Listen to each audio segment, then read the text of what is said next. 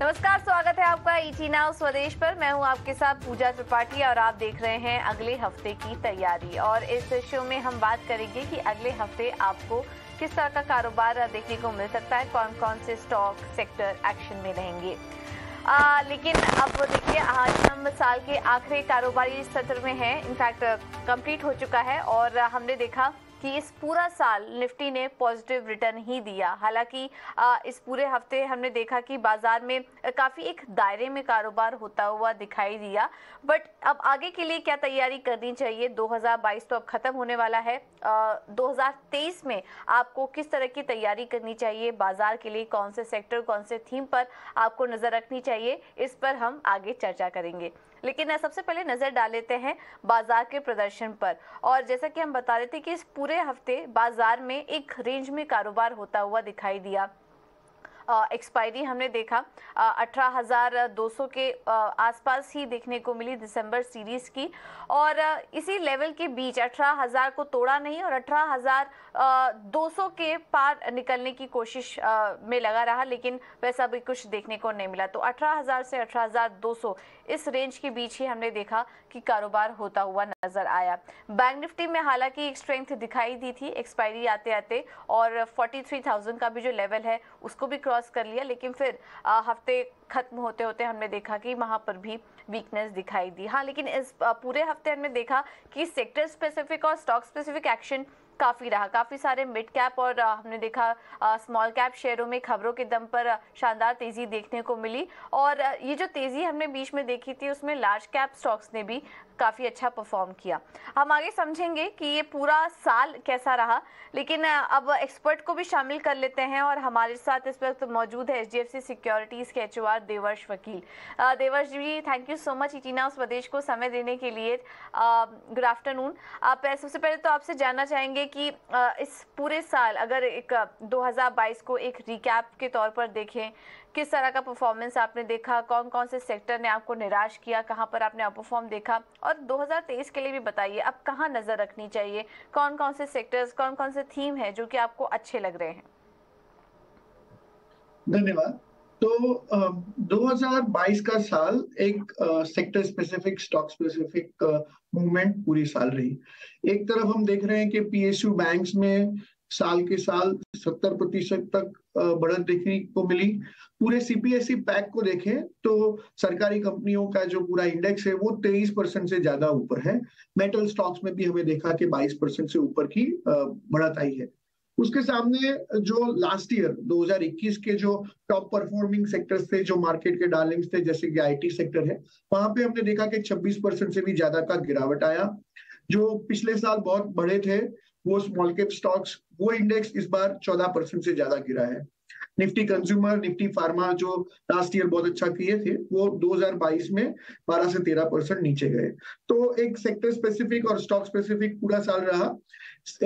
हर एक सेक्टर में कई कुछ गेनर्स थे तो कुछ लूजर्स थे। जैसे हमने PSU बैंक की बात की तो जैसे SBI है, यूको बैंक है, उन्होंने 36%, यूको बैंक करीबन 150% से ज्यादा ऊपर है। उसी वक्त हम देख रहे हैं कि बैंकिंग सेक्टर के दूसरे स्टॉक जैसे कि इक्विटास है या तो बंधन बैंक है, वो साल प्रति साल 12% से नीचे गए हैं।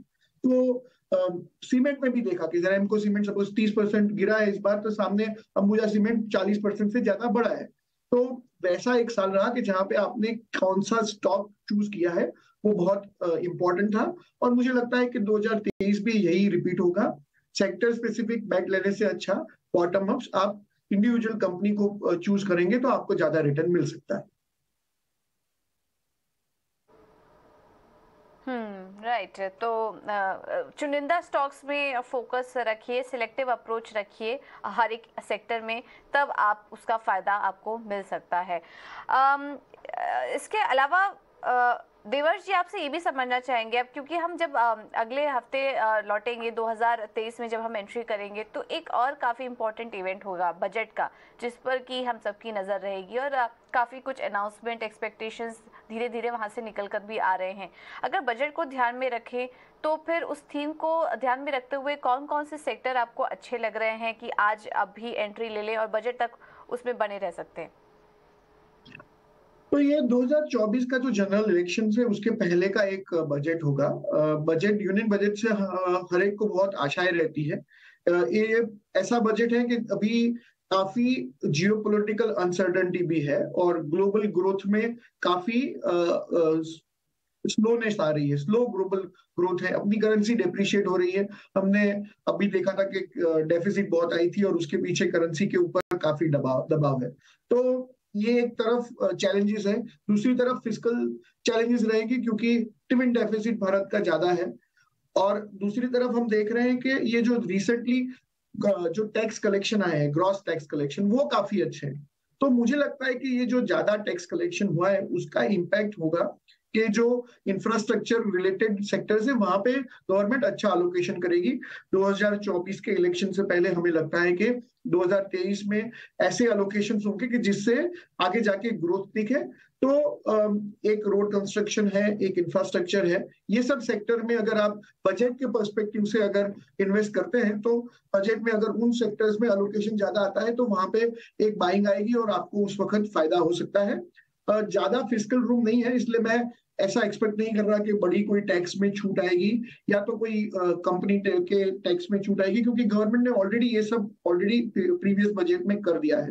तो मुझे लगता है कि investment led growth oriented budget होगा और ओवरऑल अगर वो capital gain tax related provisions में कोई टिंकरिंग नहीं करते हैं तो बजट के बाजार के लिए अच्छा ही पुरवार हो सकता है।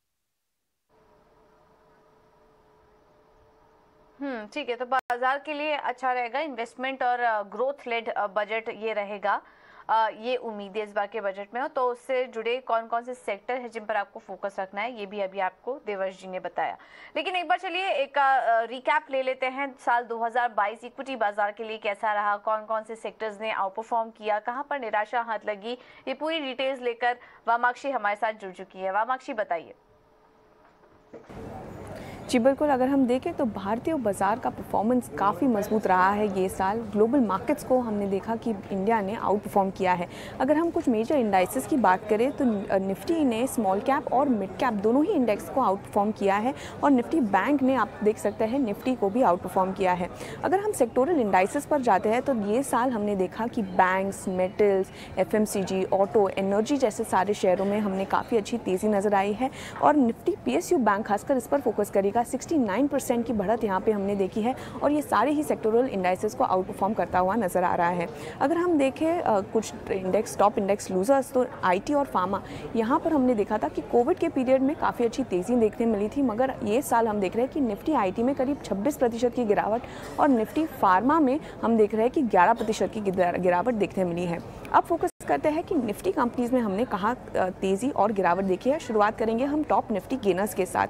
तो अडानी एंटरप्राइजेस का स्टॉक ये साल निफ्टी में शामिल हुआ और यहाँ पर आप देख सकते हैं 123% की तेज़ी नज़र आ रही है। इसके अलावा ITC, Coal India, Mahindra and Mahindra में हम देख रहे हैं कि 50% से अधिक की तेज़ी नज़र आ रही है। अब खैर ये तो हो गए टॉप गेनर्स, मगर अब बात करते हैं हम कुछ टॉप लूजर्स की। तो हम देख रहे हैं कि काफ़ी सारे IT नाम ये लिस्ट में शामिल है। Wipro, Tech Mahindra, HCL Tech जैसे सारे IT स्टॉक्स में हमने भारी गिरावट देखी है। विप्रो सबसे टॉप लूजर रहा है, 45% की गिरावट ये स्टॉक में हमने देखी है। इसके अलावा मिड कैप स्पेस पर भी फोकस कर लेते हैं। हमने देखा कि वरुण बेवरेजेस मिड कैप में सबसे टॉप गेनर था, देखिए 129% ऊपर था। इसके अलावा कुछ बैंक्स भी ये लिस्ट में शामिल है। हम देख रहे हैं कि इंडियन बैंक में हमने देखा 98% की हमने तेज़ी देखी थी। इसके अलावा अब टॉप मिड कैप लूजर्स की बात कर लेते हैं। यहाँ पर हमने देखा कि धनी सर्विसेज, यहाँ पर हमने 75% की गिरावट देखी है। मेट्रोपोलिस हेल्थ केयर में भी हमने देखा कि करीब 61% की गिरावट है। वोडाफोन आइडिया और सोना BLW जैसे सारे शेयर्स में भी हमने देखा कि करीब 40% से अधिक की गिरावट देखने मिल रही है। तो ओवरऑल देखें, इंडियन मार्केट्स का प्रदर्शन काफ़ी मजबूत रहा है। 2022 में ग्लोबल मार्केट्स को आउट परफॉर्म किया है। राइट तो ये थे 2022 का हमने एक रिकैप देखा कि कहाँ पर आउट परफॉर्मेंस देखने को मिली, पूरा साल कैसा रहा भारतीय बाजारों के लिए, इस पर हमने चर्चा की। लेकिन अब आगे आपको ये भी एक बार बता देते हैं कि 2023 के लिए ब्रोकरेज की टॉप पिक्स कौन सी हैं, और ये बताने के लिए शरद हमारे साथ जुड़ चुके हैं। शरद बताइए, 2022 की तो हमने चर्चा की, 2023 में नजर कहाँ रखनी है, ब्रोकरेज हाउस के रडार पर कौन कौन से स्टॉक्स आ रहे हैं? बिल्कुल 2023 के नए साल आए हैं, ब्रोकरेज पिक्स पे फोकस रहेगा और आगे क्या होगा ये आपके लिए बहुत इंपॉर्टेंट देखना। और हमने हैंड पिक किए हैं कुछ इंपॉर्टेंट ब्रोकिंग हाउसेज और उनके पिक्स। आईसीआईसीआई डायरेक्ट सबसे पहले रहेगा फोकस में और इनके 5 अहम शेयर हैं वो बता देते हैं। Kajaria Ceramics, Sterlite Tech, Mahindra CI, HDFC AMC और नेस्को। इनके जो सारे स्टॉक्स हैं यहाँ से करंट लेवल, मार्केट लेवल से जो है रिटर्न पोटेंशियल देखें तो जो है इन सारे स्टॉक्स में लगभग 15 से लेकर 30% तक का और इजाफा देखने मिल सकता है। अब दूसरा सेट ऑफ स्टॉक्स रहने वाला एक्सिस सिक्योरिटीज़। इनके क्या टॉपिक्स है ये हम देखेंगे। तो यहाँ पे जो है वी मार्ट आता है जहाँ पे लगभग 23% का रिटर्न पोटेंशियल दिख रहा है। Trent, RITES, Federal Bank, MAS Financial Services, यहाँ पे भी आप एक्सपेक्ट कर सकते हैं 16 से लेके 18% का रिटर्न जो है आप एक साल में एक्सपेक्ट कर सकते हैं। एक्सिस सिक्योरिटीज़ के बाद एसएमसी भी फोकस में रहेगा। इनके बड़े पिक्स के बारे में फोकस में बात करेंगे तो यहाँ पे एक्साइड इंडस्ट्रीज़ है, वी गार्ड है, फिनोलेक्स केबल्स, ज्योति लैब्स, एचजी इंफ्रा, थोड़ा इंफ्रा थीम स्पेसिफिक है। और यहाँ पे जो है 18 से लेकर 27% तक का जो है return potential current market prices से देखने मिल सकता है। लेकिन अब फॉरेन ब्रोकिंग हाउस में भी थोड़ी फोकस कर लेते हैं तो यहाँ पे अब जेफरीज रहेगा और इनके क्या टॉपिक्स है उस पर फोकस करेंगे। सबसे ज़्यादा आपको देखने मिल रहा है थर्मैक्स, 47% रिटर्न पोटेंशियल इस लिस्ट में दिख रहा है। इसके अलावा power grid, Indian hotels, Concor और एनटीपीसी जैसे स्टॉक्स में भी जो है बुलिश नज़रिया है। लगभग 17 से लेकर 28% का रिटर्न पोटेंशियल दिखने वाला है। और आखिर में मैं बात करूंगा नोमुरा का, ये भी फॉरेन ब्रोकिंग हाउस है और इनका जो है टॉपिक्स में जो है वोल्टस आता है, सीजी कंज्यूमर आता है। इन दोनों स्टॉक्स में 35% का रिटर्न पोटेंशियल जो एक्सपेक्टेड है। इसके अलावा जो है मेडिकल स्पेस है, मेडप्लस, जाइडस लाइफ साइंस और आईटी की मिड कैप पिक है परसिस्टेंट सिस्टम, जहां पे आप एक्सपेक्ट कर सकते हैं 17 to 51% का रिटर्न्स। तो ओवरऑल जो है बहुत बुलिश नज़रिया देखने मिला और हमने जो खास करके मिड कैप और स्मॉल कैप स्टॉक्स जो देखे हैं जहां पे आपको जो है रिटर्न पोटेंशियल ज़्यादा देखने मिल सकता है, ये ब्रोकरेजेस का मानना है। ऑलराइट, ठीक है। तो ये कुछ 2023 के लिए कुछ स्टॉक स्पेसिफिक आइडियाज हमने आपको बताए जो कि ब्रोकरेज की टॉपिक्स हैं, यहाँ पर आप नजर रखिए। लेकिन चलिए अब आगे बढ़ते हैं और आगे अब ऑटो सेक्टर भी फोकस में रहेगा क्योंकि साल की शुरुआत में ही 1 जनवरी को बाजार तो बंद रहेंगे लेकिन इस बीच ऑटो बिक्री के आंकड़े आना शुरू हो जाएंगे दिसंबर महीने के। तो कैसे रह सकते हैं ये आंकड़े, ये भी एक बार समझ लेते हैं। सौमित ने पूरी रिसर्च की इस पर और वो हमारे साथ जुड़ चुके हैं बताने के लिए कि ऑटो बिक्री के आंकड़ों से क्या अनुमान है। सौमित बताइए। अगर हम पैसेंजर व्हीकल्स की बात करते हैं जिसमें आ जाता है मारुति, महिंद्रा और महिंद्रा जैसे कंपनीज, तो उनमें अगर हम देखें तो जो मंथ ऑन मंथ बेसिस पे अगर हम देखते हैं तो करीब 4 to 9% का डिक्लाइन एक्सपेक्टेड है on a month on month basis. जैसे कि आप देख सकते हैं टाटा मोटर्स में करीब 5% का, बट मंथ ऑन मंथ जो डिक्लाइन है वो इस कारण भी हो सकता है क्योंकि पिछले महीने में थोड़ा बहुत फेस्टिव सीजन के ऑर्डर्स आ रहे थे और दिसंबर महीने में वो ऐसे ऑर्डर्स नहीं थे तो थोड़ा हाई बेस होने के कारण ये मंथ ऑन मंथ दिख रहा है। बट ईयर ऑन ईयर अगर हम देखें तो M&M और टाटा मोटर्स में करीब 25 to 43% का ग्रोथ देखने मिल रहा है और मारुति में हल्का सा 6% का डिक्लाइन। अब अगर हम सीवी सेगमेंट की बात करते हैं जो कि कमर्शियल व्हीकल सेगमेंट आता है, उसमें जो कंपनीज है उसमें आयशर मोटर्स का जो आउट परफॉर्मेंस हमें क्लियरली देखने मिलेगा पीएस के सामने। अगर आप देखें तो आयशर, टाटा मोटर्स और अशोक लीलैंड में Eicher 13% month on month grow कर रहे हैं और टाटा मोटर्स और अशोक लीलैंड में सिर्फ 1 to 2% की ग्रोथ एक्सपेक्टेड है। अब टू व्हीलर्स की अगर हम बात करते हैं तो उसमें अगर हम देखें तो टीवीएस और आयशर मोटर्स में जो ड्रॉप देखने को मिल रहा है और मंथ ऑन मंथ बेसिस वो सबसे ज़्यादा है, करीब 6 to 5% का, और हीरो में सिर्फ 3% का ड्रॉप देखने मिल रहा है। बट वाई बेसिस पर अगर हम देखें तो हीरो मोटर के सेल्स में करीब 18% का ड्रॉप है। और लास्टली अगर हम ट्रैक्टर सेगमेंट में देखें तो वहाँ पे भले ही मंथ ऑन मंथ में हमें बड़ा सा ड्रॉप देखने मिलेगा सेल्स में, बट ट्रैक्टर सेल्स हमेशा वाई देखनी चाहिए और उसमें अगर हम देखें तो एस्कॉर्ट्स का आउट परफॉर्मेंस दिख रहा है, करीब 23% वाई ग्रोथ हुआ है और महिंद्रा और महिंद्रा में सिर्फ 14% का। तो क्या फैक्टर्स थे और कैसा परफॉर्मेंस हुआ है उसका एक और स्नैपशॉट अगर हम देखें तो डिमांड जो था पीवी और सीवी सेगमेंट के लिए वो बेटर था, बट टू व्हीलर्स की अगर हम बात करें तो वहाँ पे वीकनेस देखने को मिली और इसका कारण एक रूरल डिमांड में वीकनेस होने के कारण भी टू व्हीलर सेल्स थोड़े बहुत नीचे थे। सीवी जो कमर्शियल व्हीकल है वहाँ पे अगर हम देखें तो सेंटिमेंट्स इंप्रूव हो रही है, भले ही अशोक लीलैंड के नंबर्स में ग्रोथ उतनी नहीं थी बट सेंटिमेंट्स इंप्रूव हो रही है क्योंकि फ्लीट यूटिलाइजेशन लेवल्स जो है वो करीब 78 to 80% पे चल रहे हैं और फ्रेट रेट्स भी करीब 1.5 to 2% से हायर है अभी। और मारुति सुजुकी की अगर हम बात करें जहाँ पे हमें एक हल्का सा डिक्लाइन दिख रहा था वो इस कारण भी था क्योंकि एक रेगुलर मेंटेनेंस शटडाउन था कंपनी के प्लांट में, और इस कारण थोड़े बहुत डिस्पैचेस कम थे और इसलिए नंबर में हमें थोड़ी बहुत वीकनेस दिख रही थी। और आखिर में अगर हम देखें तो टू व्हीलर ईवी जो रिटेल सेल्स थे उसमें करीब 5% की ग्रोथ देखने को मिल रही है इंडस्ट्री में दिसंबर महीने में, जो कि हल्की से ज़्यादा है नवंबर महीने से, जहां पे हमें करीब 4% की ग्रोथ देखने को मिली थी ऑन अ YOY बेसिस। बहुत बहुत शुक्रिया सौमित आपका ये जानकारी देने के लिए। तो टू व्हीलर सेगमेंट की बिक्री थोड़ी कमजोर रह सकती है, वहीं पैसेंजर व्हीकल की बिक्री अच्छे रहने का अनुमान है। एक छोटे से ब्रेक के लिए रुकेंगे, लेकिन आप बने रहिए चीना स्वदेश के साथ।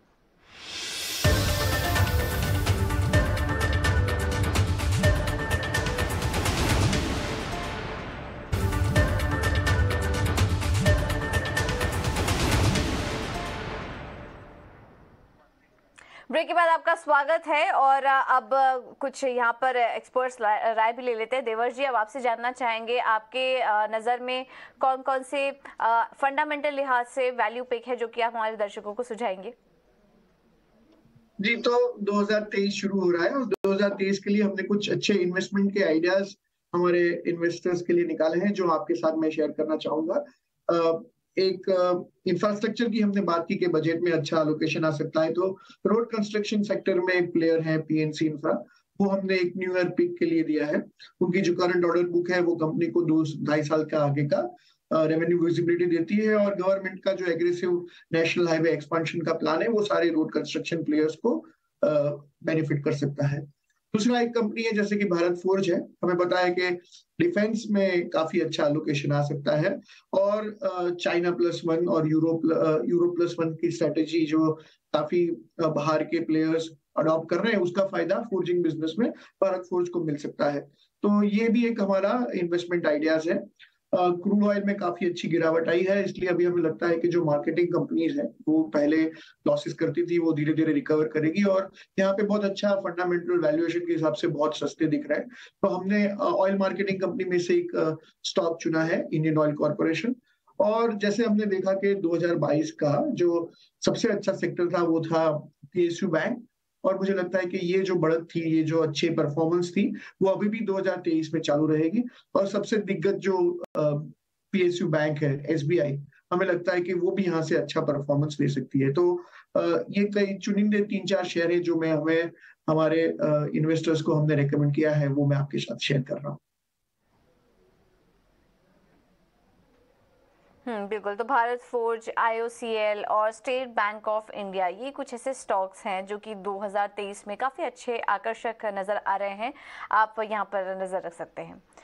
चलिए अब आगे बढ़ते हैं और कुछ और भी खबरों पर फोकस करते हैं। और इस बीच हम देख रहे हैं कि गेल का शेयर पिछले काफ़ी समय से फोकस में है।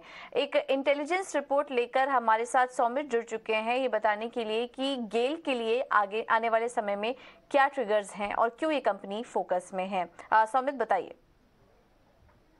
आपको पहले मैं गेल के मेजर बिजनेस सेगमेंट के बारे में बताता हूँ जो कि ट्रेडिंग और मार्केटिंग है गैस का। तो वो क्या करते हैं, बड़े बाहर के कंपनीज के साथ या बाहर के एक्सप्लोरर्स के साथ लॉन्ग टर्म कॉन्ट्रैक्ट साइन करते हैं जहां से वो गैस इंपोर्ट करते हैं और इंडिया और US यूरोप मार्केट में उस गैस को बेचते हैं। तो इस बिजनेस को ट्रेडिंग और मार्केटिंग ऑफ गैस बिजनेस कहा जाता है। अब गेल की अगर हम बात करें तो करीब 50% ऑफ जो इम्पोर्टेड LNG है गेल की वो US से आ रही है। और US में अब क्या हो रहा है कि जो हेनरी हब है वहाँ का बेंचमार्क US गैस प्राइस है उसमें करीब 50% की गिरावट देखने को मिली है हमें सितंबर के हाई से। सिर्फ दिसंबर महीने में अगर हम देखें तो करीब 33% का फॉल हमें गैस प्राइस में देखने मिला है। अब ये फॉल क्यों हुआ है? क्योंकि यूएस में जो ठंड है वो एक्सपेक्टेशन से काफ़ी कम है। इनफैक्ट मतलब वार्मर वेदर है काफ़ी यूएस में, उसके वजह से गैस यूसेज कम हो रहा है। उसी के साथ अगर हम देखें तो प्रोडक्शन में भी एक पिकअप देखने को मिल रहा है। और फ्री पोर्ट LNG जो कि एक मेजर एक्सपोर्टिंग पोर्ट है यूएस का, उसमें एक डिसरप्शन आ चुका था पहले और अब ऐसे रिपोर्ट्स आ रहे हैं कि ये पोर्ट को रिस्टार्ट होने में थोड़ा और समय लग सकता है। इसकी वजह से एक्सपोर्ट्स कम होंगे और कंट्री में इन्वेंट्री ज्यादा रहेगा और इन तीन कारणों की वजह से हमें ये गैस प्राइस में फॉल देखने मिल रहा है। अब चूंकि गेल करीब 50% ऑफ इंपोर्टेड LNG यूएस से लेता है और इसके जो प्राइसेस है ये हेनरी हब से लिंक्ड है, तो अगर हेनरी हब गिर जाता है तो यूएस गेल के जो गैस सोर्सिंग कॉस्ट या गैस इंपोर्टिंग कॉस्ट जो होता है वो भी कम हो जाता है। अब हमारे कैलकुलेशन के हिसाब से ये जो फॉल देखने को मिला है गैस प्राइसेस में, उसके वजह से गेल का जो इंपोर्टिंग कॉस्ट है वो करीब 23% से फॉल हुआ है। अगर आप देखेंगे तो FY23 के जो एवरेज गैस प्राइसेस थे हेनरी हब के, वो करीब $7.2 पर MMBTU के थे, और करंट प्राइस अगर आप देखेंगे तो करीब $4.6 पर MMBTU। और इसी ड्रॉप के कारण गेल का जो सोर्सिंग या इंपोर्टिंग कॉस्ट होता है गैस का, उसमें करीब 23% का फॉल देखने मिला है। बट ये जरूर याद रखिएगा कि ये इमीडिएटली बेनिफिट नहीं करेगा गेल को, बट लॉन्ग टर्म में अगर प्राइसेस यहाँ के तरह इस रेंज में अगर सस्टेन किए तो डेफिनेटली मार्केटिंग मार्जिन्स जो रहेंगे गेल के, उसमें एक अच्छा खासा बूस्ट मिल सकता है आगे चलते, क्योंकि जो गैस सोर्सिंग कॉस्ट है उसमें करीब 23% का फॉल देखने मिल रहा है हमें। बिल्कुल, बहुत बहुत शुक्रिया सौमित आपका ये जानकारी देने के लिए। तो यूएस में जो गर्मी पड़ेगी उसका फ़ायदा यहाँ पर गेल को मिलता हुआ दिखाई दे सकता है आने वाले समय में। अभी तुरंत इसका बेनिफिट नहीं मिलेगा, लेकिन लॉन्ग टर्म के लिए गेल अच्छा दिखाई दे रहा है। आपका क्या व्यू बन रहा है इस स्टॉक पर? देवर्ष, गेल पर आपका व्यू लेना चाहेंगे। लॉन्ग टर्म के लिहाज से तो वैसे पोर्टफोलियो में रखने लायक स्टॉक है, लेकिन अभी फिलहाल जिन लेवल्स पे ट्रेड कर रहा है, क्या करंट लेवल पर एंट्री लेने की राय देंगे आप गेल में? जी, गेल में बड़ा प्रश्न जब हुआ था, जब उनका जो गैसप्रोम के साथ लॉन्ग टर्म का जो LNG का सप्लाई का एग्रीमेंट था, वो करीबन 2.4 MMTPA का है। वो मई महीने में ये जो यूएस रशिया और यूक्रेन का जो तनाव हुए उसके कारण बंद हो गया है। तो ये एक बहुत बड़ा प्रश्न खड़ा हुआ था, उसके पीछे अभी गेल के शेयर में गिरावट आई है। अब मुझे लगता है कि जैसे अभी हमारे सहयोगी ने बताया, धीरे धीरे बाहर के दूसरे जगह से वो सोर्स करना शुरू कर रहे हैं, और उनका जो ये सप्लाई नहीं होने के कारण जो ऑब्लिगेशंस थे वो उनको पे करने पड़ रहे हैं, और धीरे धीरे ये प्रॉब्लम 2023 में चला जाएगा। और जो गैस की कमी के कारण वो अपनी जो केमिकल की फैक्ट्री है, जो हाइड्रोकार्बन की फैक्ट्री है, वो भी नहीं चला पा रहे। 30 से 40% कैपेसिटी उनकी कम हो चुकी है। वो प्रश्न भी आगे जाके सॉल्व हो सकते हैं। उनकी ट्रेडिंग में भी जो गैस यहाँ के खरीद के बाकी सब फर्टिलाइजर प्लेयर्स को दे रहे थे वो भी बंद हो चुका है। वो सब अब बिजनेस शुरू हो सकता है धीरे धीरे। तो पहले से तो उनके EPS में काफी गिरावट आई है, पर अभी भी मुझे लगता है कि ये जो वैल्यूएशन है, वो ये जो गिरावट आई है वो एक अपॉर्चुनिटी है। करीबन 90 से 95 के बीच में ये जो ट्रेड कर रहा है, यहाँ से भी 110 के एक टारगेट से हमने रिसेंटली नवंबर में एक रिपोर्ट इशू की है। हमें लगता है कि यहाँ से 16-17% का अपसाइड अभी भी दिख रहा है। ओवरऑल लॉन्ग टर्म के लिए बहुत अच्छी कंपनी है, बहुत बड़े इन्वेस्टमेंट कर रहे हैं, पर वो जो इन्वेस्टमेंट है उसका फायदा हमें 2024 और 25 में दिखेगा। तो 2023 में गिरावट आए तो ज्यादा खरीदे, और अभी से 15% जितना अपसाइड लग रहा है हम।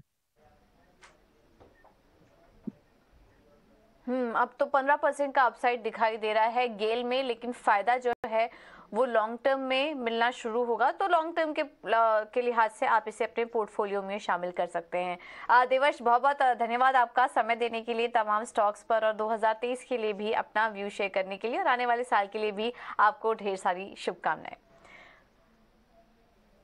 धन्यवाद। चलिए अब आप आगे बढ़ेंगे और एक बार देख लेते हैं कि अगले हफ्ते कौन कौन से अहम इवेंट्स होंगे जहां पर कि आपको नजर रखनी चाहिए। और वामाक्षी हमारे साथ जुड़ चुकी हैं पूरी डिटेल्स के साथ। वामाक्षी, बताइए।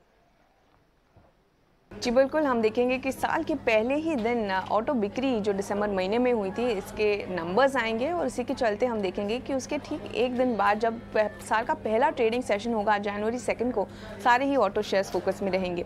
इसके अलावा हम देखेंगे कि इस जनवरी 2 को US और चाइना के मार्केट ज़रूर बंद रहेंगे, मगर डोमेस्टिक फ्रंट पर एक इंपॉर्टेंट इकोनॉमिक क्यू आने वाला है, जो होगा S&P ग्लोबल का मैन्युफैक्चरिंग PMI।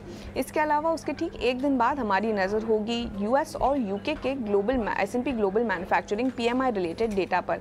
इसी के साथ कुछ कॉर्पोरेट एक्शन भी हो रहा है Jan 3 को, आइए उस पर भी एक बार नजर घुमा लेते हैं। टाइम टेक्नोप्लास्ट की बोर्ड की बैठक होने वाली है। वो मिस्टर संजीव शर्मा की अपॉइंटमेंट को कंसिडर करने वाले हैं डायरेक्टर और होल टाइम डायरेक्टर के रूप में। यूको बैंक भी फोकस में रहेगा। बैंक फंड रेजिंग कंसिडर कर रही है Tier 1 कैपिटल की, और ये होगी एडिशनल Tier 1 बॉन्ड्स की एक से अधिक ट्रांचेस में, जो करीब 1000 करोड़ जुटाने की योजना है। तो इसके चलते यूको बैंक भी फोकस में रहेगा। और उसी के साथ हम देखेंगे कि SBI की भी एक बैठक होने वाली है, एग्जीक्यूटिव कमेटी की बैठक हो रही है, और इसी के चलते वो फंड रेजिंग कंसिडर करने वाले हैं करीब 10,000 करोड़ की FY23 के द्वारा। इसके अलावा अगले दिन हमारी नज़र होगी भारत के S&P ग्लोबल कंपोजिट और सर्विस PMI रिलेटेड डेटा को, और उसी के साथ एक इम्पॉर्टेंट ट्रिगर जो है US FOMC मीटिंग के मिनट्स Jan 4 को आएंगे और इस पर हमारी नज़र ज़रूर बनी रहेगी। कॉर्पोरेट फ्रंट पर हम देखेंगे कि RHI मैग्नेसिटा और IRB इंफ्रा, ये दोनों स्टॉक्स हमारे रेडार पर रहेंगे। बोर्ड की बैठक होने वाली है, वो कंसिडर करने वाले हैं 2.7 करोड़ इक्विटी शेयर्स इशू करने प्रेफरेंशियल बेसिस पर DBRL को। IRB इंफ्रा की भी बोर्ड की बैठक होने जा रही है और यहाँ पर वो सब डिवीजन और स्प्लिट को कंसिडर करेंगे एग्जिस्टिंग इक्विटी शेयर्स के। उसी दिन हम देखेंगे कि प्राइमरी मार्केट्स में हमने देखा आजकल काफ़ी एक्शन हो रहा है और उसी दिन सा पॉलीमर्स लिमिटेड का IPO सब्सक्रिप्शन के लिए बंद हो जाएगा। और आखिर में Jan 5 को हमारी नज़र होगी US के कुछ इकोनॉमिक क्यूज़ पर। US अपने initial jobless claims, trade balance data और सर्विसेज और कंपोजिट PMI, और साथ ही साथ UK भी अपने सर्विस और composite PMI related data release करेंगे Jan 5 को। तो ये थे सारे इंपॉर्टेंट ट्रिगर्स जो आपके रेडार पर होने चाहिए अगले हफ्ते के ट्रेडिंग सेशन के लिए।